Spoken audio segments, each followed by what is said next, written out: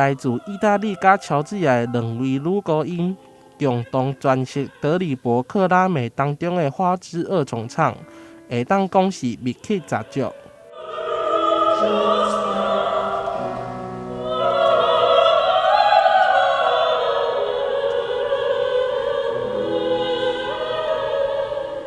I'm very happy to come back here again.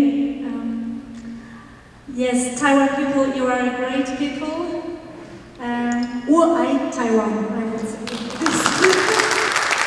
2022台南国际音乐节开幕演出，邀请到来自意大利、乔治亚、墨西哥、德国、巴西总共5个国家的6位声乐家，将呈现23首经典歌曲，包含歌剧《拉克美》当中的《银铃之歌》，另外还有轻歌剧《微笑之国》。艺术性音乐剧《歌剧魅影》《悲惨世界》《西城故事》等知名歌曲。我这一次很高兴我制作了这个节目，我安排了非常丰富的一个很跨领域的，就是说我们把很多很经典的古典、经典名曲艺术性很高的之外，我也加入了1/3的音乐剧的曲目。这摆演出将伫咧意在金城场场，将古迹变成舞台。